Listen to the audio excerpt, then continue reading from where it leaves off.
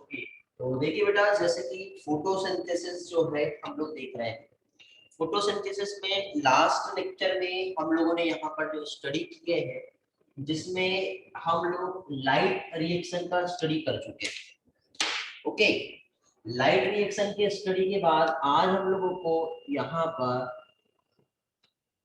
Dark reaction जो है ये हम लोगों को देखना है। अब डार्क रिएक्शन जो है ये क्या होता है, कैसे काम करता है, ठीक है, ये सारी चीजें आज के सेशन में हम लोग देखेंगे। डार्क रिएक्शन को बायोसिंथेटिक फेज भी कहते हैं।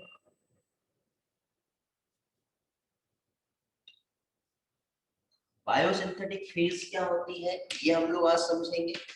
बायोसिंथेटिक फेज के साथ ही साथ इसी को कार्बन डाइऑक्साइड का फिक्सेशन, ठीक है, CO2 फिक्सेशन ये भी कहते हैं। तो आज के सेशन में हम लोग कार्बन डाइऑक्साइड का फिक्सेशन क्या होता है और कैसे होता है ये भी हम लोग देखेंगे। ओके, तो कार्बन डाइऑक्साइड का जो फिक्सेशन जो होता है बेटा, ये यदि हम देखें तो इसमें जनरली 3 मेथड होती है जिसकी हेल्प से कार्बन डाइऑक्साइड का फाइनली फिक्सेशन होगा। अब 3 मेथड्स जो है जिसमें कार्बन डाइऑक्साइड का जो फिक्सेशन होने वाला है, जिसमें पहली चीज तो हम लोग C3 साइकिल हम देखेंगे, सेकंड हम लोग देखेंगे C4 साइकिल। इसी के साथ साथ कार्बन डाइऑक्साइड का जो फिक्सेशन होता है उसके लिए अगेन एक और मैकेनिज्म होती है जिसे कहते हैं CAM, gradual acid metabolism. CAM जो है ये तो हम लोगों को यहाँ पर स्टडी नहीं करना है क्योंकि हमारे सिलेबस में नहीं दिया है। हम लोगों को यहाँ पर जो स्टडी करना है C3 साइकिल और C4 साइकिल, ये दोनों भी स्टडी करना है। ठीक है बेटा, हाँ एनसीईआरटी रीडिंग बेटा योगेश्वरी डोंट वरी वो भी होगा। ठीक है, कल एनसीईआरटी रीडिंग हो गया था, कल मैंने NCERT reading with the slide जो है वो ले लिया हूँ मैंने। ठीक है, तो एनसीईआरटी रीडिंग का एक एक लाइन कवर करा दिया हूँ। एनसीईआरटी रीडिंग आज हम डार्क रिएक्शन करेंगे, बट डार्क रिएक्शन पहले पढ़ेंगे उसके बाद एनसीईआरटी रीडिंग होगा। ठीक है, कल आप क्लास में नहीं थे, क्या रिस्पॉन्स करो बेटा। योगेश्वरी कल क्लास में नहीं थे आप, रिस्पॉन्स करो। एनसीईआरटी रीडिंग में जो स्लाइड से जो मैंने एक्सप्लेनेशन लिया हूँ वही एनसीईआरटी रीडिंग है। एनसीईआरटी का एक एक लाइन मैंने स्लाइड में कवर किया हूँ, कल थे। फिर आपको डाउट हो रहा है, यदि आपको ऐसा लग रहा होगा कि एनसीईआरटी रीडिंग मैंने नहीं लिया है, बेटा एनसीईआरटी रीडिंग लेके हो गया है। काम करो, कल आप जो रिकॉर्डिंग हुई थी ना कल की, जो मैंने लेक्चर पोस्ट किया हो, तो वहां पर आप एक बार देख लीजिए, आपको समझ में आ जाएगा। ठीक है, और जो मैंने थ्योरी समझाया उसको आप एनसीईआरटी से चेक कर लो, क्लियर हो जाएगा पॉइंट। ओके बेटा, जो रिस्पॉन्स आप दे रहे हो पोस्ट पे ही बेटा टेक्स्ट करो अभी। जब मैं स्लाइड व्यू से समझाऊंगा उस टाइम पे आपको होस्ट पे आ जाना, नहीं तो उसके पहले जितना बोर्ड का मैं समझा रहा हूँ तो आउटपुट चेंज है, स्लाइड का चेंज हो जाएगा, तो मैं आपको इन्फॉर्म कर दूंगा कहाँ पर चैट करना है। फिलहाल आप लोग मुझे जो चैट रिस्पॉन्स जो दे रहे हैं वो होस्ट में ही दीजिए। ठीक है, को होस्ट तो मैंने अल्टरनेटिव रखा हूँ, जब मुझे यही portion with the help of slide present करना होगा तो उस टाइम के लिए। ठीक है बेटा, चलो तो स्टार्ट करते हैं विदाउट डिले किए। C3 साइकिल, C4 साइकिल और कैम क्या होता है ये अभी हम लोग देखेंगे। ओके, चलो एक बार मेरा ऊपर स्लाइड का डायरेक्शन चेंज हो गया। ओके, एक मिनट का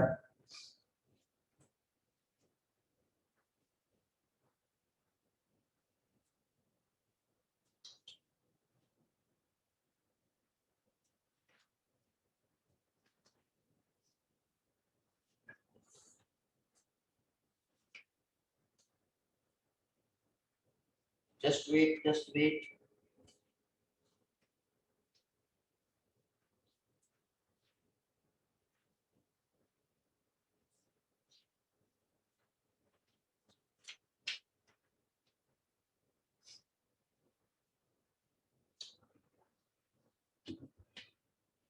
ओके, हाँ तो देखिए बेटा, सबसे पहले हम लोग यहाँ पर क्या चीज C3 साइकिल देख रहे हैं।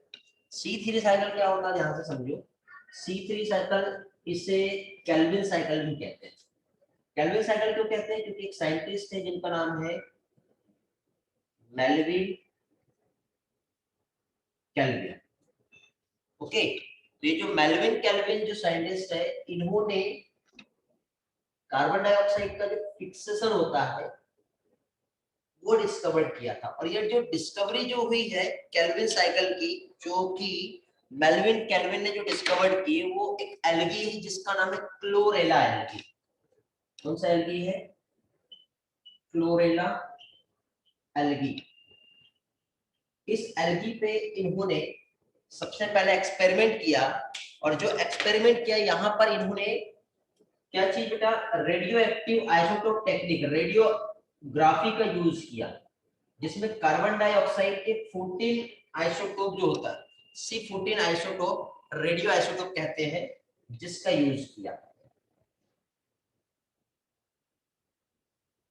और उसके बाद फाइनली इन्होंने ये देखे कि सब जो कुछ प्लांट होते हैं, जैसे व्हीट हो गया, राइस हो गया, तो ये जो प्लांट होते हैं ये C3 प्लांट होते हैं।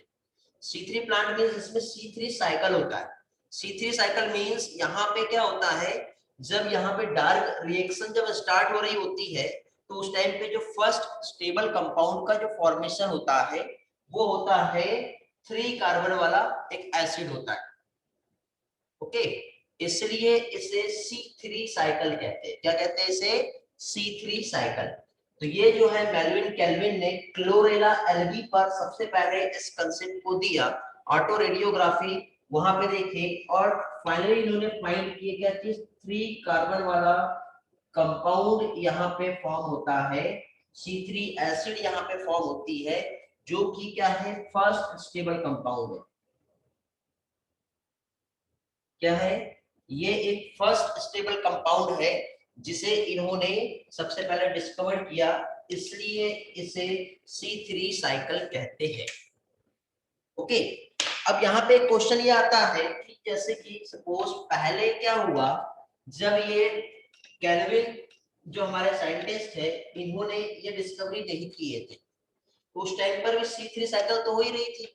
जो दूसरे साइंटिस्ट हैं, उन्होंने जब यहाँ पे इस पोर्शन का जब डिस्कवरी किए थे, तो उस टाइम पे ये देखे थे कि ये C3 साइकिल जो हो रही है, जिसमें कार्बन डाइऑक्साइड का फिक्सेशन हो रहा है। कार्बन डाइऑक्साइड का फिक्सेशन मींस ये CO2 जो है, कोई ना कोई एक अननोन एक कंपाउंड है जिसके साथ इसका रिएक्शन हो रहा है, और यहाँ पे PGA फॉर्म होता है, और ये PGA जो होता है ये होता है 3 कार्बन वाला, 3 कार्बन कंपाउंड है। अब ये जो 3 कार्बन कंपाउंड यहाँ पे जब फॉर्म हुआ, तो उन्होंने ये कंसीडर किए थे कि ये कार्बन जो है, कार्बन डाइऑक्साइड, ये 1 कार्बन वाला है, तो ये 1 कार्बन वाला यहाँ पे जो एक अननोन जो भी कंपाउंड इसके साथ ज्वाइन हुआ होगा वो 2 कार्बन वाला होगा। तो जब 2 कार्बन वाला इस 1 कार्बन के साथ ज्वाइन होगा, तब 3 कार्बन कंपाउंड जो है ये फॉर्म होता है। ये ऐसा पहले जो है अर्लियर माना जाता था, बट उसके बाद जब डिस्कवरी हुई और उसके बाद जब देखे, तो लोगों का ये सबसे बड़ा जो मिथ था वो दूर हुआ। मींस कार्बन डाइऑक्साइड जो है, जो कि 1 कार्बन कंपाउंड जो रिएक्ट करता है, वो होता है राइबोलोज 20 फॉस्फेट, और राइबोलोज 20 फॉस्फेट जब रिएक्ट होगा, तो फाइनली यहाँ पे एक 3 कार्बन वाला कंपाउंड जो फॉर्म होता है, ये PGA होता है। ये क्या हुआ? तो राइबोलोज जो है, यहाँ पे देखो लोगों का मिथ क्या दूर हुआ। राइबोलोज 20 फॉस्फेट एक्चुअली 2 कार्बन कंपाउंड नहीं है, ये जो है ये 5 कार्बन कंपाउंड है, और जब ये 5 कार्बन कंपाउंड 1 कार्बन कंपाउंड से जब ज्वाइन होता है, तो ऐसे 2 मॉलिक्यूल यहाँ पे फॉर्म होते हैं 3 कार्बन वाले, दैट इज PGA। समझे? तो ये यहाँ पे लोगों का जो भ्रम था वो दूर हुआ, और फाइनली हमें समझ में आया कि 2 कार्बन वाला कंपाउंड न होते हुए 5 कार्बन वाला कंपाउंड इस कार्बन डाइऑक्साइड के साथ ज्वाइन होता है, और उसके बाद PGA का फॉर्मेशन होता है। क्या देख रहे हैं हम लोग? कार्बन डाइऑक्साइड का फिक्सेशन। क्या देख रहे हैं हम लोग? डार्क रिएक्शन 3 तरीके से होती है, जिसमें सबसे पहले हम क्या देख रहे हैं बेटा? Calvin cycle. ओके, चलो अब आप लोग ये सारा पॉइंट नोट करेंगे, उसके बाद मैं आपका चैट में रिस्पांस देख लेता हूं क्या है, और आगे हम कंटिन्यू करते हैं।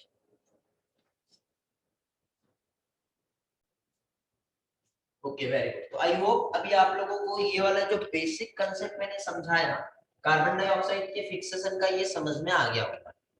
अभी देखिए यहाँ पे ये जो कार्बन डाइऑक्साइड का जो फिक्सेशन यहाँ पर जो हो रहा है ये क्या हो रहा है, ये आरयूबीपी क्या है, ये सारी चीजें क्लियर होगी आपकी, थोड़ा सा वेट किया करो। ठीक है, तो अब यहाँ पे केल्विन साइकिल का मैंने एक जनरल सा इंट्रोडक्शन मैंने आप लोगों को समझाया होगा, वापस से हम लोग स्लाइड पे भी आएंगे, बट सबसे पहले हम लोग ये सारा पार्ट जो है बोर्ड की हेल्प से समझ लेते हैं। फिर एनसीईआरटी का जो लाइन टू लाइन जो डिक्टेशन रहेगा वो with the help of slide, with the help of diagram, 3D pictures, उसकी हेल्प से हम लोग क्लियर करेंगे। ठीक है, चलो तो अभी आपके जो डाउट आ रहे थे आरयूबीपी क्या होता है, ये साइकिल कैसे होती है, काउंटिंग कैसे आएगा, कैलकुलेशन कैसे होगा, एटीपी और एडीपी का कैलकुलेशन कैसे करेंगे, ठीक है, ये सारी चीजें अभी आपके यहाँ पर क्लियर हो जाएगी बेटा, क्लियर एकदम से क्लियर हो जाएगी। देखो आपको याद होगा जो यहाँ पर क्या चीज लाइट रिएक्शन हुई थी, जैसे कि हम जानते हैं कि यदि हम फोटोसिंथेसिस की हम बात करें, क्या चीज, फोटोसिंथेसिस, तो फोटोसिंथेसिस जो होता है इसमें पहली चीज तो CO2 जो है ये H2O के साथ रिएक्ट करता है। ठीक है, क्या क्या आएगा बेटा इसमें, एक तो लाइट होता है और क्लोरोफिल मॉलिक्यूल की प्रेजेंस होती है जिसकी हेल्प से C6H12O6 फॉर्म होता है, H2O भी बनता है और ऑक्सीजन भी बनता है। रिएक्शन बैलेंस अभी नहीं कर रहा हूं मैं, ध्यान से समझो क्या समझाना चाह रहा हूं। यहाँ पे हम लोगों ने देखे थे बेटा कि कार्बन डाइऑक्साइड और H2O के इन्वॉल्वमेंट है, तो हम लोगों ने इसको समझने के लिए 2 फेज देखे, जिसमें हमने सबसे पहले क्या देखे बेटा, लाइट रिएक्शन देखे। लाइट रिएक्शन पे हम लोगों ने सिर्फ और सिर्फ H2O का रोल देखे, और H2O का रोल जो है किसकी प्रेजेंस में देखे, लाइट की प्रेजेंस में देखे। जो प्रोसेस कहाँ हो रहा था, तो लाइट रिएक्शन जो है वो क्लोरोप्लास्ट के ग्रेना में हो रहा था, याद आ रहा है। तो क्लोरोप्लास्ट का जो ग्रेना है या फिर जो स्ट्रोमा लेवेली है वहां पे लाइट रिएक्शन हुआ, जिसमें वाटर मॉलिक्यूल ही स्प्लिट हुआ है, जिससे प्रोटॉन बना था, इससे इलेक्ट्रॉन बना था और इससे ऑक्सीजन बना था। तो नेट प्रोडक्ट जो फोटोसिंथेसिस का जो आप यहाँ पर देख रहे हो ऑक्सीजन, वो लाइट रिएक्शन की इस प्रोसेस में जहां पे फोटोलाइसिस ऑफ वाटर हो रहा है यहाँ पर हो गया है, समझ गए। अब ये जो फोटोलाइसिस ऑफ वाटर यहाँ पर हुआ तो इससे जब स्प्लिटिंग हो गई तो यहाँ तक के तो सारी चीजें समझ में आती है बेटा। ठीक है, ये स्प्लिटिंग हो गया है, बट इसी के साथ साथ अब यहाँ पर यदि हम लोग देखें कि अब ये तो लाइट रिएक्शन हुई थी, तो इस लाइट रिएक्शन से एक और जो मेन प्रोडक्ट जो फॉर्म हुआ था वो था एक तो एटीपी, और इसी के साथ साथ क्या फॉर्म हुआ था, NADPH+H+, ये भी यहाँ पर क्या हुए हैं, फॉर्म हो गए हैं। तो ये जो है बेटा लाइट रिएक्शन की के ये जो प्रोडक्ट है ये अब डार्क रिएक्शन में यूज हो गए। कहाँ पर बेटा, किसका माइक ऑन है, ऑफ करो जल्दी से, सभी लोग ऑन करके देख रहे हैं अभी।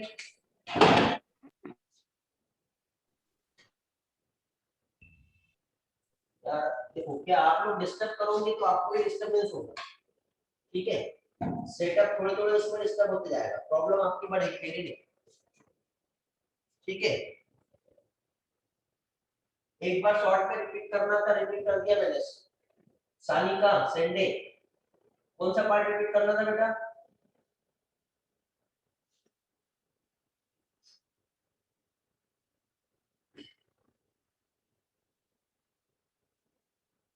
ब्लर आ रहा है क्या बेटा, प्रहलाद समझ गया सानिका को, ओके बेटा, प्रहलाद ट्राई टू अंडरस्टैंड, ठीक है, जो भी मैं बोलना चाह रहा हूँ उसको समझो, क्योंकि कैमरा थोड़ा सा दूर है, कैमरे को अभी मैं बीच में पास करूंगा तो सेटअप डिस्टर्ब हो जाएगा।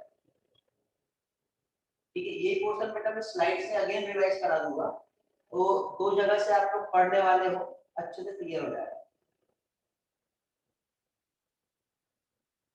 वीडियो क्वालिटी लो आ रही तो आप राइट नहीं कर सकते, आपके पास से होगा बेटा, नेटवर्क का प्रॉब्लम मेरे साइड नहीं है।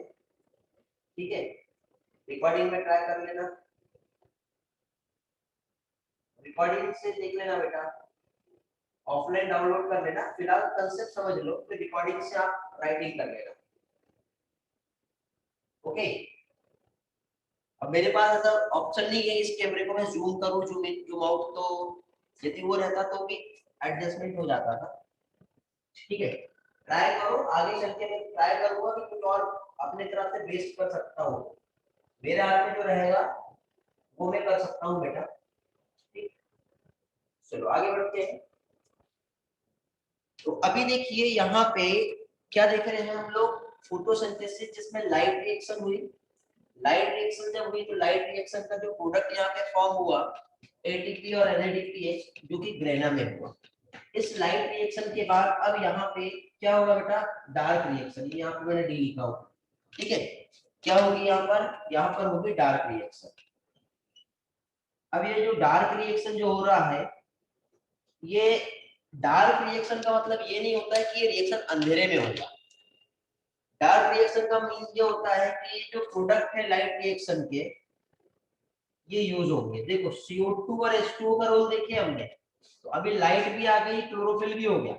क्लोरोफिल मतलब ये कहां पर, ग्रेना में है। ठीक है, लेकिन सिर्फ और सिर्फ आपको यहाँ पे यूज किसका नहीं दिखाई दिया, कार्बन डाइऑक्साइड का नहीं दिखा, और अभी ग्लूकोज भी नहीं बना है। H2O और ऑक्सीजन, ऑक्सीजन भी यहाँ पे प्रोड्यूस हो गया है। तो अब डार्क रिएक्शन में क्या होने वाला है, तो इस डार्क रिएक्शन पे क्या होगा बेटा, ये कार्बन डाइऑक्साइड जो है, जो आप ये देख रहे हो, इसका फिक्सेशन होगा। किसकी प्रेजेंस में होगा इसका फिक्सेशन, तो ये जो प्रोडक्ट है, जो लाइट रिएक्शन के प्रोडक्ट, इनके साथ यहाँ पे रिएक्शन होगी, जिससे C6H12O6 फॉर्म होगा। अब क्वेश्चन ये आता है कि कितने एटीपी, कितने NADPH और कितने CO2 मॉलिक्यूल यहाँ पे इन्वॉल्व होंगे जिससे 1 मॉलिक्यूल ग्लूकोज का फॉर्मेशन होगा। ठीक है, ये हमें समझना है। तो अब ये समझने के लिए हम लोगों को क्या देखना है बेटा, fixation of carbohydrate, sorry fixation of carbon dioxide. तो ये जो कार्बन डाइऑक्साइड का जो फिक्सेशन होता है, तो इसमें कुछ मैकेनिज्म्स जो इन्वॉल्व होती है, कुछ स्टेप जो इन्वॉल्व होता है, जनरली 4 फेज में ये प्रोसेस कंप्लीट होगी। कार्बन डाइऑक्साइड फिक्सेशन जो कि डार्क रिएक्शन का एक पार्ट है। ठीक है, डार्क रिएक्शन ही इसे कहते हैं। तो इसमें कार्बन डाइऑक्साइड जो फिक्स हो रही है, नंबर 1 ध्यान से समझना, फर्स्टली यहाँ पे क्या होगा, तो फर्स्टली यहाँ पे होता है कार्बोक्सिलेशन। क्या होता है, कार्बोक्सिलेशन यहाँ पे होगा। अब ये जो कार्बोक्सिलेशन जो है ये क्या होता है, ये थोड़ी देर में हम समझेंगे बेटा। रिएक्शन विद कार्बन डाइऑक्साइड, थोड़ी देर पहले RUBP मैंने आपको यहाँ पे आप पूछ रहे थे क्या होता है, ये राइबोलोज बिस्फॉस्फेट होता है। वो क्या होता है वो भी अभी आपको नहीं समझेगा नाम बताने के बाद। ठीक है, वो भी क्लियर हो जाएगा, थोड़ा सा वेट करो। ठीक है, बट यहाँ पे अभी आप याद रखो प्रोसेस क्या हो रही है। तो यहाँ पे क्या हो रहा है बेटा, कार्बोक्सिलेशन होगा सबसे पहले। कार्बोक्सिलेशन के बाद फिर नेक्स्ट यहाँ पे होता है रिडक्शन। ठीक है, दोनों भी प्रोसेस में एडिशनल हम पढ़ेंगे फॉस्फोरिलेशन, जो हम लोग ग्लाइकोलाइसिस में पढ़ चुके हैं। यहाँ पे एक्स्ट्रा अलग से समझाने की जरूरत नहीं। फॉस्फोरिलेशन क्या होता है, phosphorylation means reaction with ATP, reaction with phosphate. जब वहां पे रिएक्शन होता है तो वो क्या कहलाता है, फॉस्फोरिलेशन होता है। ये कहाँ होता है और ये कैसे होता है, ये पार्ट में आपको एक्सप्लेन करूंगा, डोंट वरी, टेंशन ना लो। ठीक है, तो अभी यहाँ पे देखिए कार्बोक्सिलेशन और रिडक्शन, इसके बाद अगेन यहाँ पे एक प्रोसेस होती है जिसे कहते हैं बायोसिंथेसिस, और लास्ट में होता है रीजनरेशन। इतना मैकेनिज्म जो है यहाँ पे होगा जिससे कार्बन डाइऑक्साइड 1 ग्लूकोज मॉलिक्यूल में फिक्स होता है। अब ये जो प्रोसेस होती है, तो ये प्रोसेस जो स्टार्ट हो रही है वो कहां से हो रही है, ओके। तो अब ये जो प्रोसेस यहाँ पर जो स्टार्ट होगा, तो जिसमें सबसे पहले क्या होता है बेटा, कार्बोक्सिलेशन के पहले नंबर 1 यदि हम यहाँ पर देखें तो होता है फॉस्फोरिलेशन। फॉस्फोरिलेशन किसका होगा, तो फॉस्फोरिलेशन RUMP, ये एक 5 कार्बन वाला कंपाउंड है।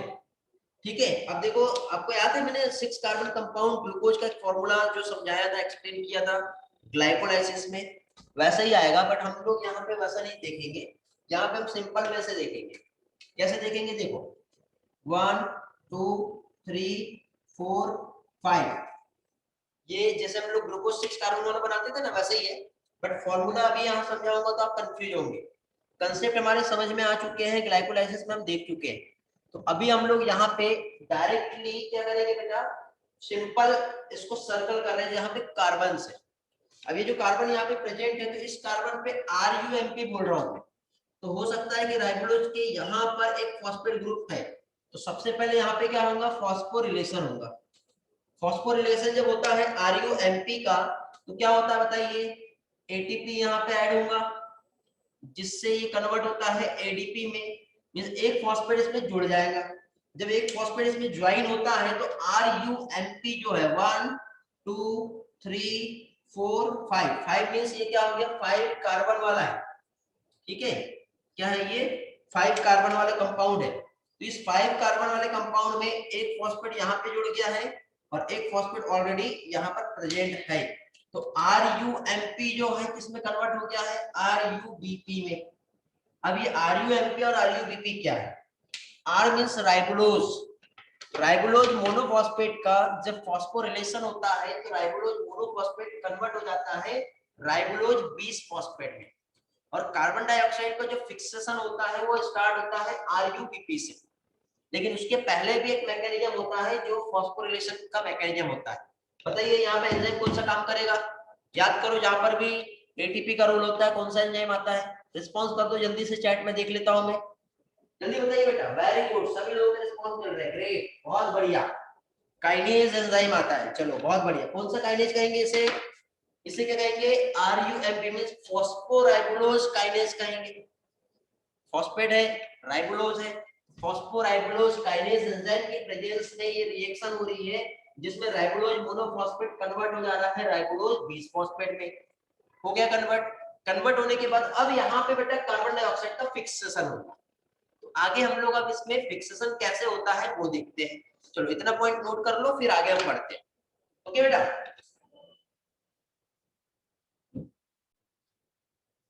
चलो सभी के जो भी चैट रिस्पॉन्स में क्वेश्चंस आए थे वो मैंने एक्सप्लेन कर दिया हूँ।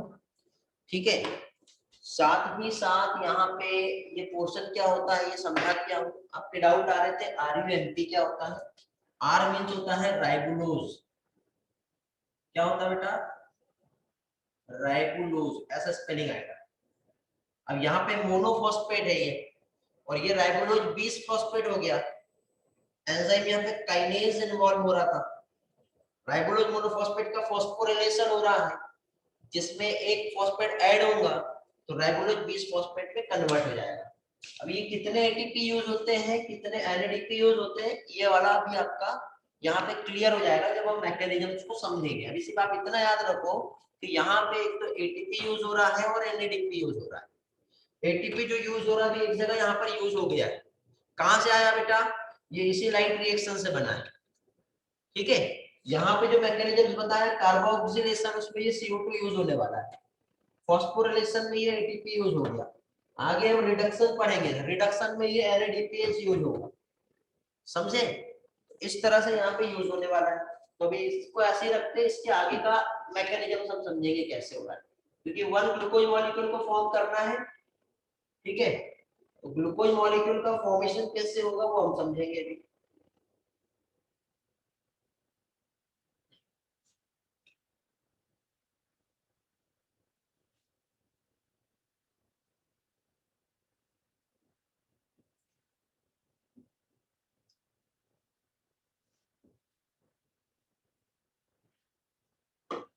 देखिए बेटा, अब हम लोग यहाँ पर क्या चीज, फॉस्फोरिलेशन देख लिए है, अभी हम लोग कार्बोक्सिलेशन देखेंगे। सेकंड रिएक्शन जो आ रही है वो क्या है, कार्बोक्सिलेशन का। कार्बोक्सिलेशन मींस अभी RUBP फॉर्म हुआ है, तो इस RUBP के साथ यहाँ पे कार्बन डाइऑक्साइड का रिएक्शन होगा। RUBP जब CO2 के साथ रिएक्ट करता है तो सबसे पहले एक अनस्टेबल कंपाउंड फॉर्म होगा, और यहाँ पे एक एंजाइम इन्वॉल्व होता है जिसे कहते हैं रुबिस्को। ये एक एंजाइम है बेटा, मोस्ट एबंडेंट है ये प्लांट किंगडम के लिए। एक प्रोटीन कह सकते हैं एंजाइम रुबिस्को, इसका फुल फॉर्म होता है राइबोलोज। ठीक है, RUBP है ना, राइबोलोज और कार्बोक्सिलेज, कोको ऑक्सीजनेज भी कहते हैं। ये जो राइबोलोज है मींस ये जो RUBP में कार्बन डाइऑक्साइड को ज्वाइन कर देता है, तो देखो RuBp इस तरह से 1 2 3 4 5 कार्बन कंपाउंड है। इसके साथ जब कार्बन डाइऑक्साइड रिएक्ट करेगा तो हो सकता है कि कार्बन डाइऑक्साइड कहाँ पे, यहाँ पे ऐसा आके जुड़ गया, कहीं पे भी जुड़ सकता है, ठीक है। और इसी के साथ साथ यहाँ पर दो फॉस्फेट ग्रुप भी प्रेजेंट है। तो अभी देखिए क्या हो रहा है बेटा, ये जो एक कंपाउंड जो यहाँ पे फॉर्म हुआ, ये कंपाउंड अनस्टेबल कंपाउंड रहेगा, ज्यादा देर तक के ये ऐसा रहता नहीं है, क्योंकि ये सही तरह से प्रॉपर वे से फॉर्म हुआ ही नहीं। तो RuBp कार्बन डाइऑक्साइड के साथ रिएक्ट किया मींस क्या हो गया, कार्बोक्सिलेशन हो गया। अब ये जो कार्बोक्सिलेशन हुआ तो एक अनस्टेबल कंपाउंड फॉर्म हुआ, और ये अनस्टेबल कंपाउंड ज्यादा देर तक के नहीं रहने वाला, इसलिए इसका यहाँ पे आगे स्टेबिलिटी के लिए थोड़ा बहुत कन्वर्सन होगा, ठीक है। क्या देख रहे हैं अभी हम, कार्बोक्सिलेशन, फिर हम रिडक्शन पे आएंगे। तो ये वाला पोर्शन यहाँ से हटा दे रहा हूँ, ठीक। 4 स्टेप्स याद रखना यहाँ पे जो दी हुई है, कार्बोक्सिलेशन, रिडक्शन, बायोसिंथेसिस और रीजनरेशन। तो अभी यहाँ पे जो अनस्टेबल कंपाउंड फॉर्म हुआ, ये ज्यादा देर तक के ऐसा रहता नहीं है, ये क्या होगा, ये स्प्लिट हो जाएगा। स्प्लिट कैसे होगा, तो देखो एक कार्बन डाइऑक्साइड मॉलिक्यूल यहाँ पे जुड़ा हुआ है, तो इसको यहाँ से तोड़ देते हैं। जब ये तोड़ देंगे तो 1 2 3, ये कंपाउंड इधर हो गया, 1 2 3, एक कंपाउंड इधर हो गया। दोनों के पास एक एक क्या थे, यहाँ पे फॉस्फेट थे। इस तरह से कितने मॉलिक्यूल बन गए बेटा, यहाँ पर रिस्पॉन्स करो, कितने मॉलिक्यूल बने और कितने कार्बन वाले बन गए, चैट में रिस्पॉन्स देंगे जल्दी से। ग्रीन कलर नहीं दिख रहा है, ठीक है, मैं वहां पे ओवरराइट कर देता हूँ। 2 मॉलिक्यूल्स बन रहे हैं 3 कार्बन वाले, यहाँ पे ये लिखा हुआ मैंने अनस्टेबल कंपाउंड,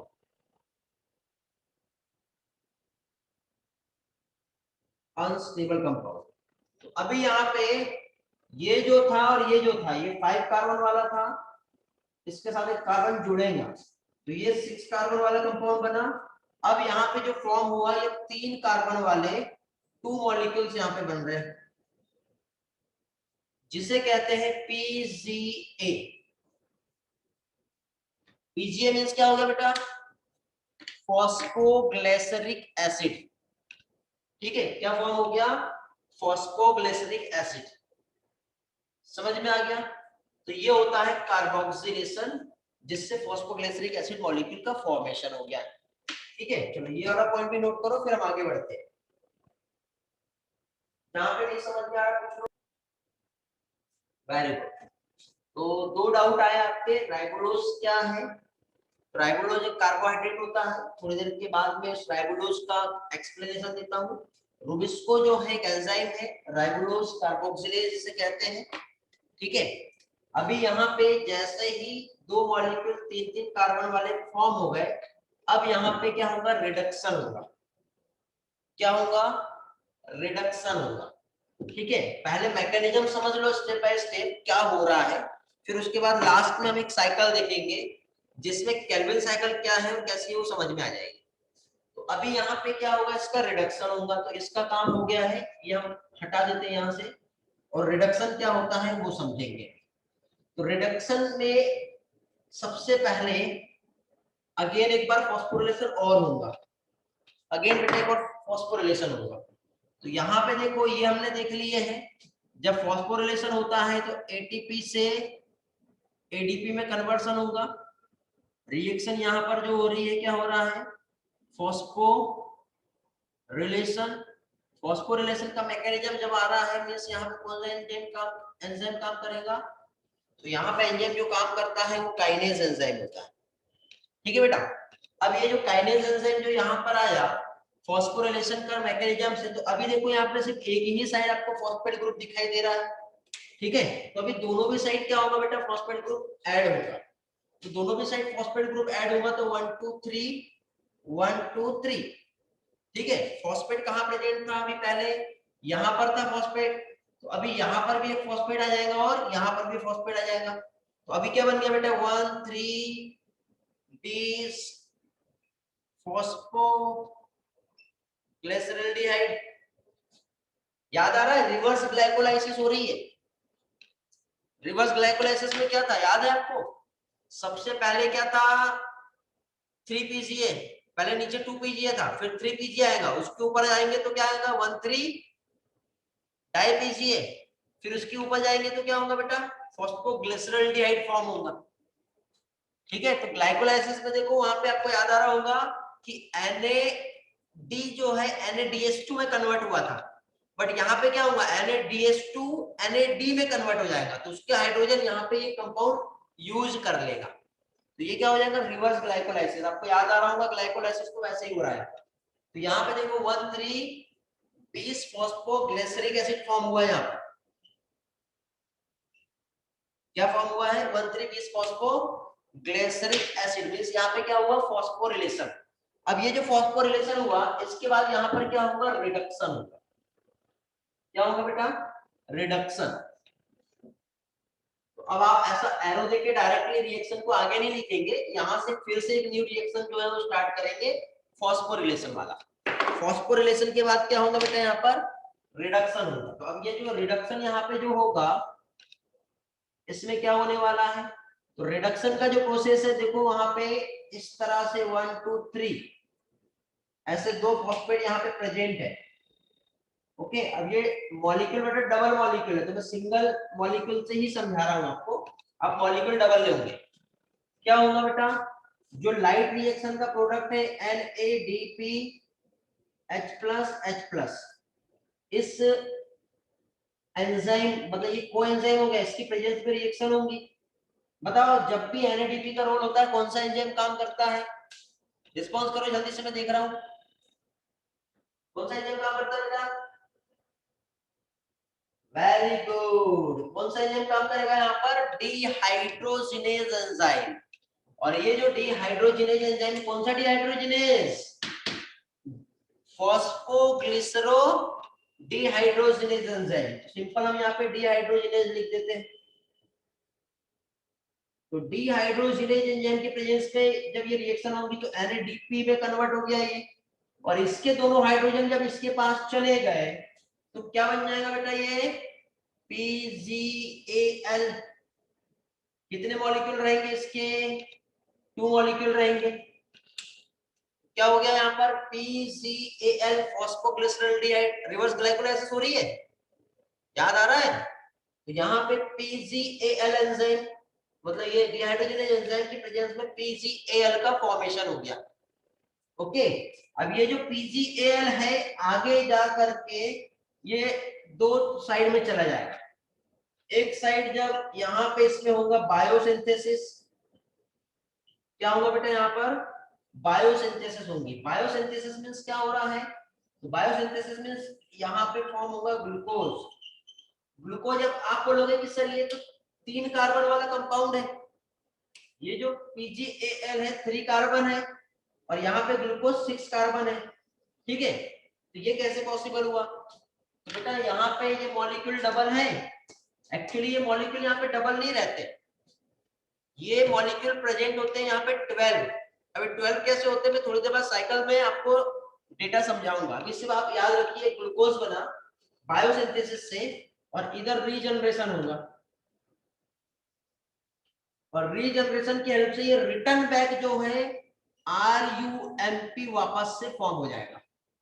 अब ये भी it is not a single step of mechanisms, यहाँ पे जो मैकेनिज्म्स जो होती है इसमें एरिथ्रोज बनता है, डाइहाइड्रोक्सी एसीटोन फॉस्फेट बनता है, सिडोहेप्टेलोज बनता है, उसके बाद RUMP बनता है।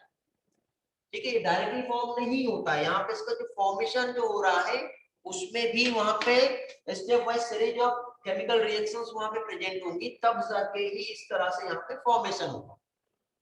समझ में आ गया इतना पार्ट। तो ये यहाँ पे रीजनरेशन और यहाँ पे बायोसिंथेसिस जिससे ग्लूकोज का फॉर्मेशन हुआ। अभी हम लोगों को कैलकुलेशन समझना है कि कहाँ पे कितना ATP और कितना NADPH का फॉर्मेशन होगा, कितना यूज होगा, ये पॉइंट नोट करो फिर आगे बढ़ते हैं।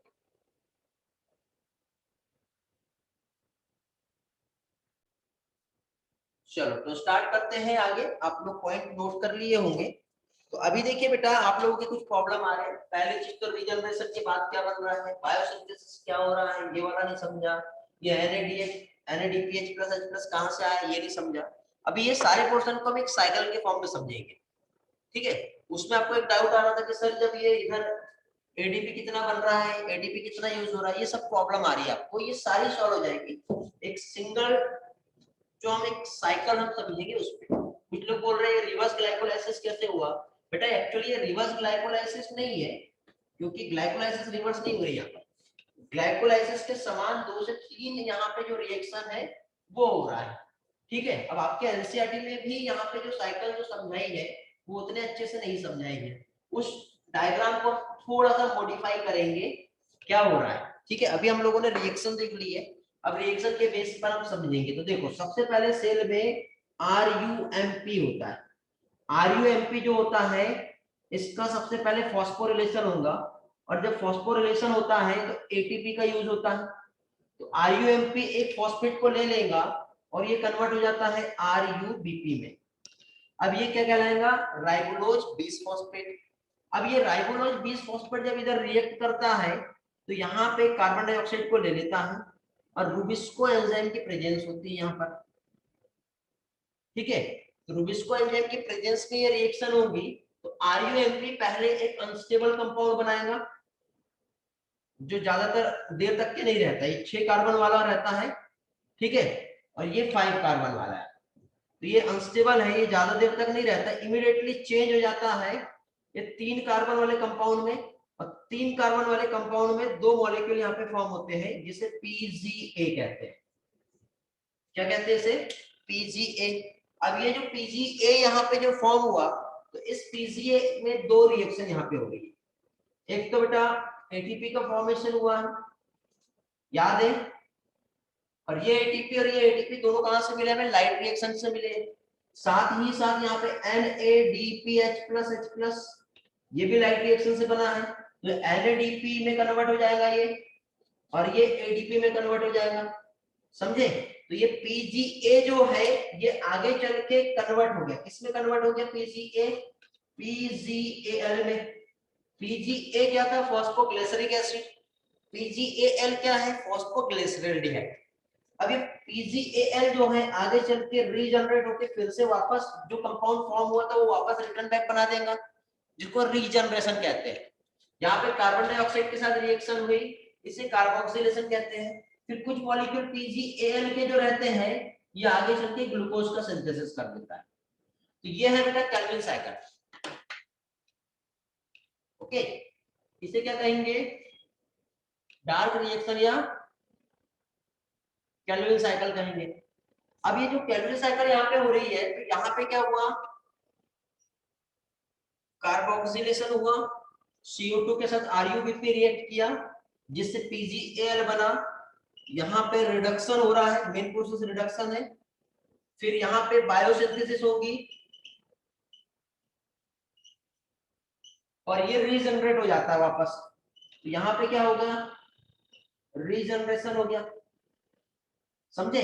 रीजनरेशन का मतलब क्या है, जिस प्रोडक्ट से जो प्रोसेस स्टार्ट हुई थी वो रिटर्न बैक वापस वही बनेगा, तब जाके फिर से और वो प्रोसेस अगेन स्टार्ट होगी। बायोसिंथेसिस का मतलब क्या है, PGAL से ग्लूकोज का फॉर्मेशन होगा। अब क्वेश्चन ये है कि कितने कितने मॉलिक्यूल यहाँ पर इन्वॉल्व होंगे, ठीक है। कौन सा कलर लिया मैंने, ठीक है, ब्लू कलर से समझाता हूँ, रेड कलर से समझाता हूँ। कितने कितने मॉलिक्यूल इन्वॉल्व होंगे, क्योंकि आप ये कह सकते हो ना कि सर 3 कार्बन वाला कंपाउंड है, ये रीजनरेशन में भी गया और 1 मॉलिक्यूल ग्लूकोज भी फॉर्म हुआ, ये कैसे पॉसिबल हुआ, क्योंकि ग्लूकोज तो 6 कार्बन वाला कंपाउंड है ना। यदि यहाँ पे स्प्लिट होके 2 मॉलिक्यूल फॉर्म किया भी तो ये 2 मॉलिक्यूल रहेंगे तो दोनों के दोनों ग्लूकोज बन जाना चाहिए, फिर रीजनरेट होके 5 कार्बन वाला फिर से कैसे बनाएगा, ये बहुत बड़ा जो है कंफ्यूजन आ जाता है यहाँ पर। तो बेटा ये जो प्रोसेस है ये ऐसे नहीं होती, इस प्रोसेस में क्या होता है, कार्बन डाइऑक्साइड के 6 मॉलिक्यूल इन्वॉल्व होते हैं। याद करो फोटोसिंथेसिस का रिएक्शन जिसमें 6 CO2 प्लस 12 H2O वहां पे यूज होता है, जिससे C6H12O6 फॉर्म होगा।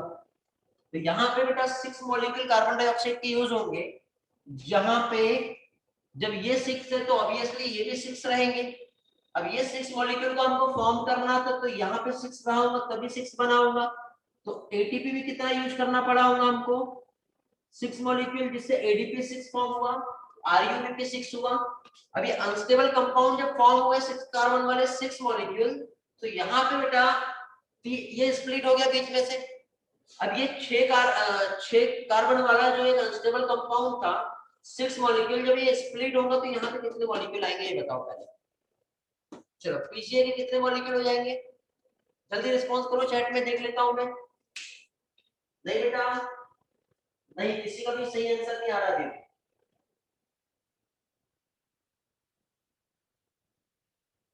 वेरी गुड बेटा, नबीला का आंसर सही आया, बहुत बढ़िया। प्रहलाद आप भी गलत हो गए। अरे बेटा ये देखो 1 2 3 4 5 कार्बन वाले 6 मॉलिक्यूल थे, इसमें CO2 को मैंने ऐड कर दिया। CO2 ऐड होने के बाद अब क्या होगा, स्प्लिट होगा। 1 2 3 1 2 3 ये स्प्लिट हुआ, तो ये 6 मॉलिक्यूल और ये 6 मॉलिक्यूल रहेंगे तो 6 6 ही मॉलिक्यूल ना। बट दोनों कंपाउंड जो स्प्लिट होने के बाद जो फॉर्म हो रहे हैं वो सेम ही है, तो टोटल मॉलिक्यूल कितने हो गए आप बताओ। वेरी गुड स्वयं, बाकी लोग रिस्पॉन्स करो, टोटल मॉलिक्यूल कितने हो गए। वेरी गुड, सानिका, साक्षी, हर्षिता, आपने सभी को समझा। जो टोटल मॉलिक्यूल जो रहेंगे PgA के कितने रहेंगे बेटा, 12 मॉलिक्यूल हो गए। कितने हो गए, 12 मॉलिक्यूल। अब ये जो 12 मॉलिक्यूल जो रहते हैं ये आगे चल के PgAl के, ठीक है, कितने PgAl के 2532, ये कोड है, ये आपको नीट में नहीं पूछा जाएगा, समझने के लिए बता रहा हूं। ये 12 मॉलिक्यूल में 2 5 3 2 ऐसे मॉलिक्यूल अलग अलग हो गए, 2 मॉलिक्यूल मिलके ग्लूकोज बना लेंगे, 3 मॉलिक्यूल DHAP में कन्वर्ट हो जाएंगे, 5 मॉलिक्यूल और कोई कंपाउंड बन जाएगा, 2 मॉलिक्यूल और कुछ बन जाएगा। क्योंकि देखो प्लांट में राइबोस शुगर भी बनती है, कहां से बनेगी, क्योंकि डीएनए को फॉर्म करना है, वो यहीं से बनेगा। प्लांट में एरिथ्रोज बनता है, वो कहां से बनेगा, यहीं से बनेगा। प्लांट में सेलुलोज भी बनता है, वो कहां से बनेगा, यहीं से बनेगा। मतलब ये जो मॉलिक्यूल जो PgAl के 12 मॉलिक्यूल है, ये अलग अलग बीच के कंपाउंड बनाते हैं, जिसमें से कुछ मॉलिक्यूल जो है वो ग्लूकोज बनाते हैं और बाकी के सारे मॉलिक्यूल सब फॉर्म होने के बाद रीजनरेट हो जाते हैं RuMP में। अब इस प्रोसेस में टोटल एटीपी कितना यूज हुआ बताइए। यहाँ पर जब ये 12 मॉलिक्यूल थे तो एटीपी कितना आएगा, यहाँ पर यहाँ पे कितना एटीपी और कितना NADPH आएगा ये बताइए। यहाँ पे रिडक्शन वाले प्रोसेस में रिस्पॉन्स करो जल्दी से। स्वयं का आंसर आया, वेरी गुड। बाकी लोग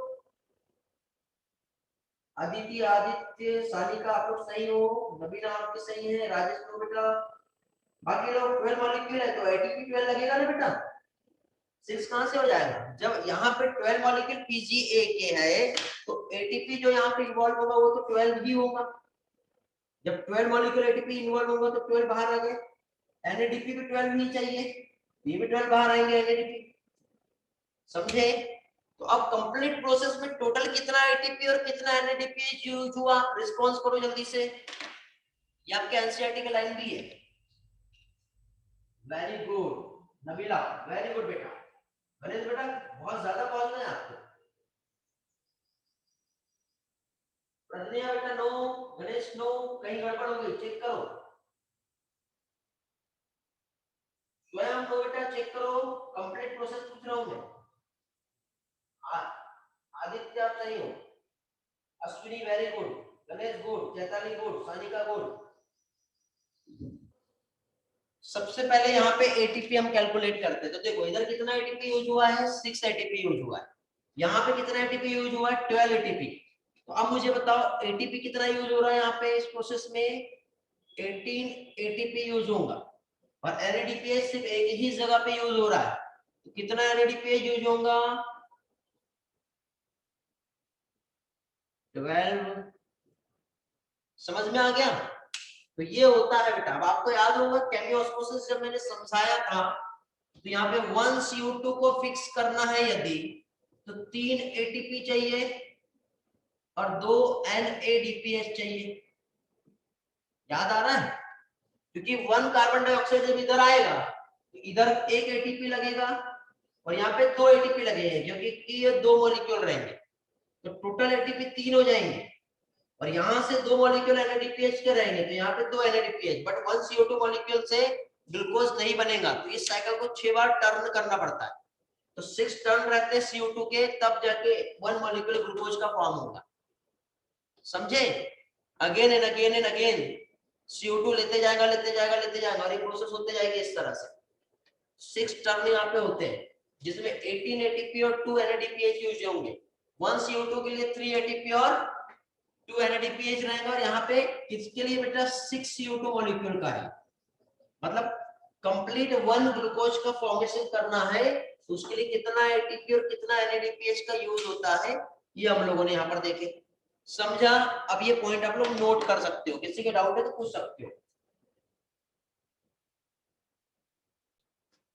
चलो, 2 जगह पे आपको प्रॉब्लम आ रही है, वो क्लियर करवा दे रहा हूँ। पहले जिसको 12 PGA कैसे आया ये नहीं समझा है, और किसी एक स्टूडेंट का डिमांड है कि सर रिडक्शन वाला मैकेनिज्म्स जो है फॉर्मूले से समझा दो एक बार। तो ये रिडक्शन का मैकेनिज्म जो है फॉर्मूला बेस मैं आप लोगों को एक्सप्लेन करवा दे रहा हूँ, ठीक है, कैसे ये प्रोसेस होती है।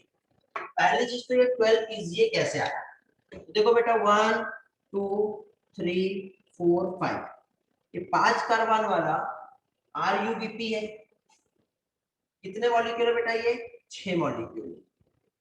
यदि मान लो इसमें मैंने एक कार्बन डाइऑक्साइड को यहाँ से ऐड किया, एक कार्बन डाइऑक्साइड इधर से ऐड हो गया, तो एक कार्बन और यहाँ पर ऐड हो गया। पहले 5 कार्बन थे, अब यहाँ पे कितने कार्बन हो गए? 6 कार्बन। यदि 6 कार्बन वाले 6 मॉलिक्यूल को मैं बीच में से तोड़ देता हूँ, तो तोड़ने के बाद 1 2 3 ये एक मॉलिक्यूल बनेगा कितने कार्बन वाला? 3 कार्बन वाला। कितने मॉलिक्यूल रहेंगे बेटा? ये 6 मॉलिक्यूल। इधर भी 1 2 3 ये एक मॉलिक्यूल बनेगा, ये कितने कार्बन वाला रहेगा? 3 कार्बन वाला। कितने मॉलिक्यूल रहेंगे? 6 मॉलिक्यूल। बट ये भी 6 मॉलिक्यूल 3 PGA बन रहा है, और ये भी 6 मॉलिक्यूल 3 PGA बन रहा है।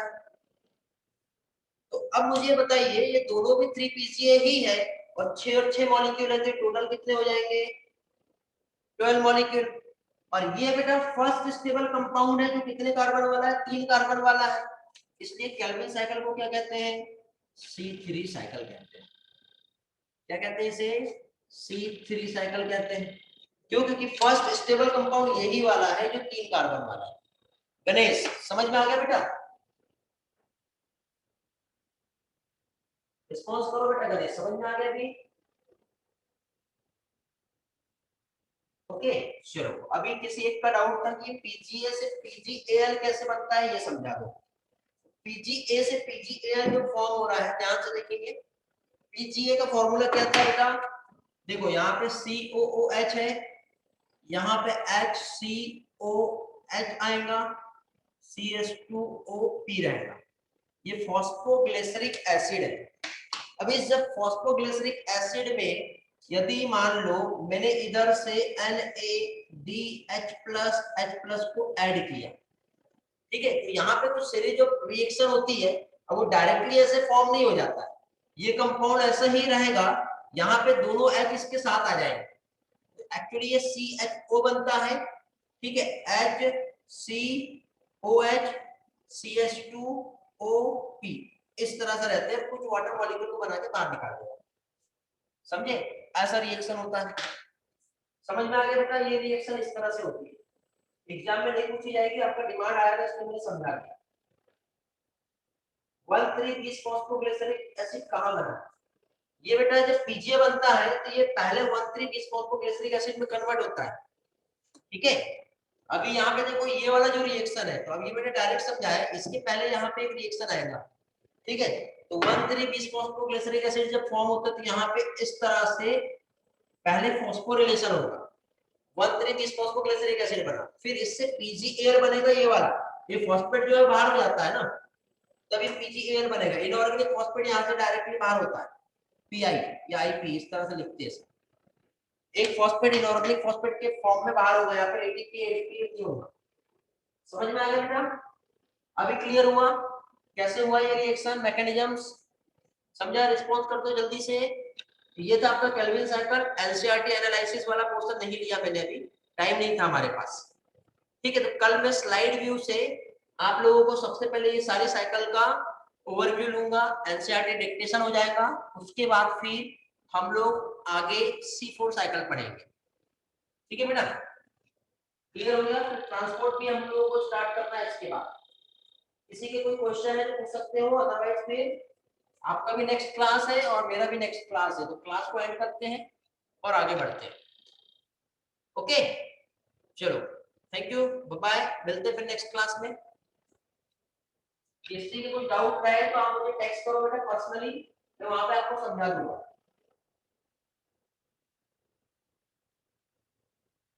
हाँ एनिमेशन दिखा दूंगा बेटा, जो भी कौन सा बताना था आपको एनिमेशन, मुझे बेटा पर्सनल टेक्स्ट कर देना।